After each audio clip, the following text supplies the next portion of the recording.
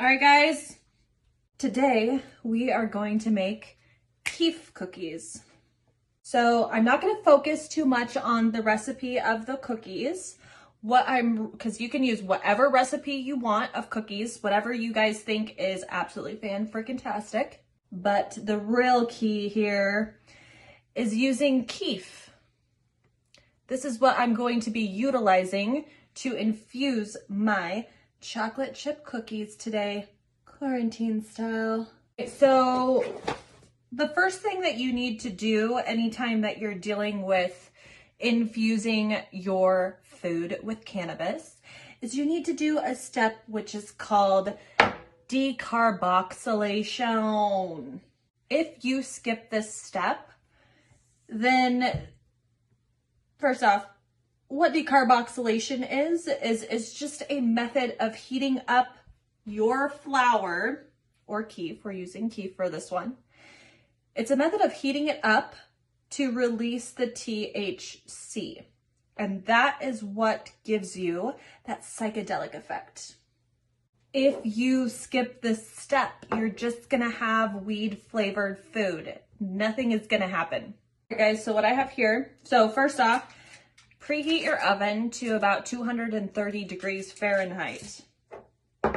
I have a little cookie sheet here, and I'm gonna put just a little bit of keef. Keef is actually a lot more potent.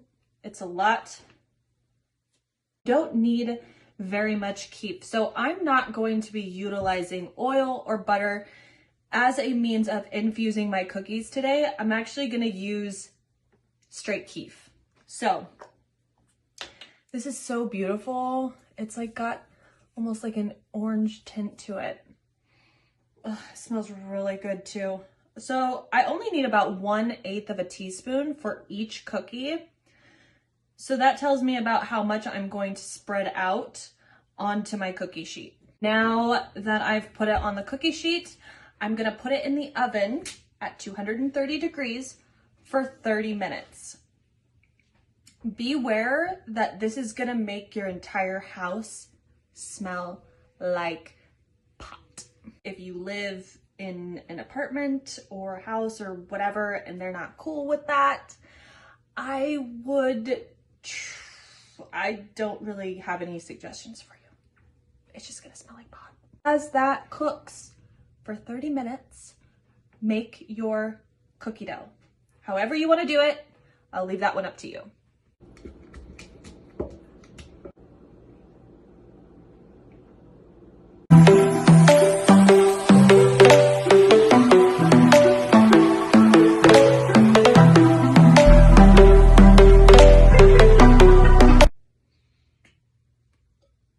Now that the keef has been in the oven for 30 minutes, I took it out and I rolled up my cookie dough. And what I do is I make a little bit of a well inside of the cookie. And then you want to put 1/8 of a teaspoon of your keef into the center of your cookie. Keef is a lot more potent, so you really don't need much. It really just depends on your tolerance level. And I'm gonna use just 1/8 teaspoon of keef and put it into the center.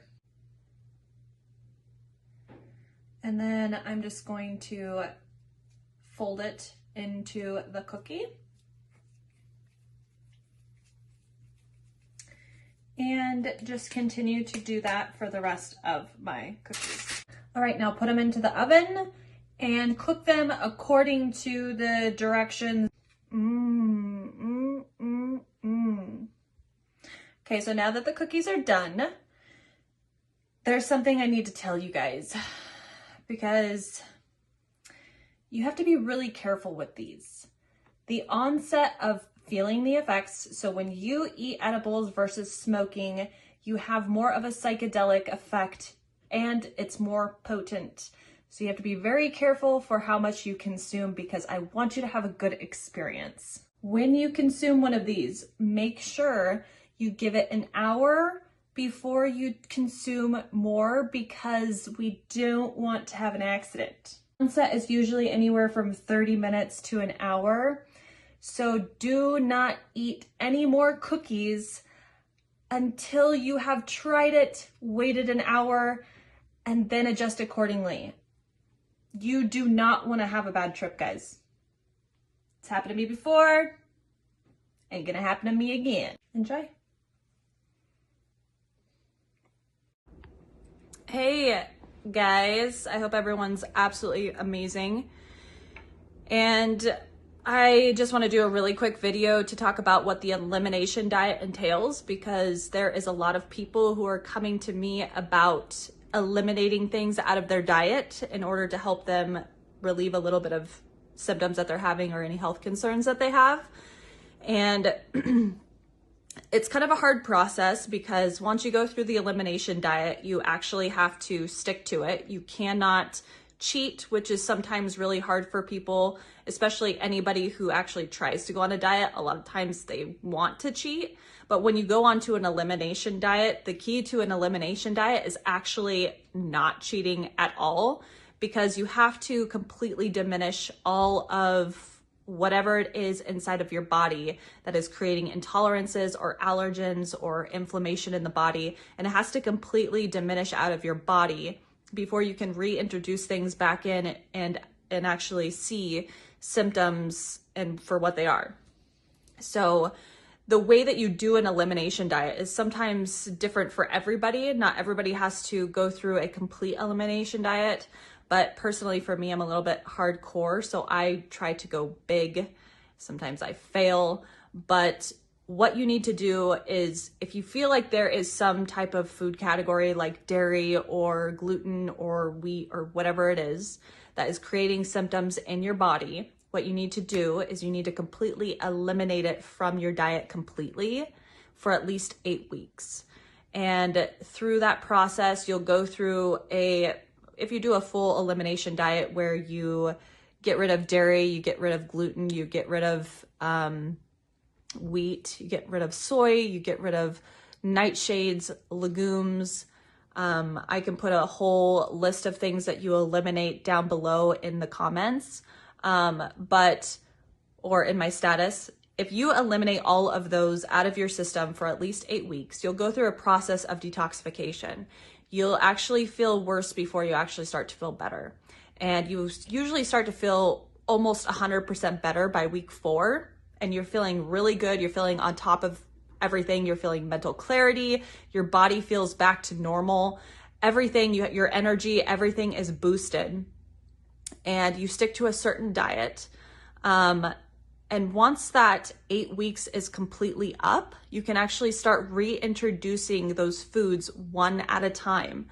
So you can start with dairy, or you can start with whatever it is, but you want to just take that one food group and you want to reintroduce it back into your diet for just the first 3 days, and you want to track your symptoms.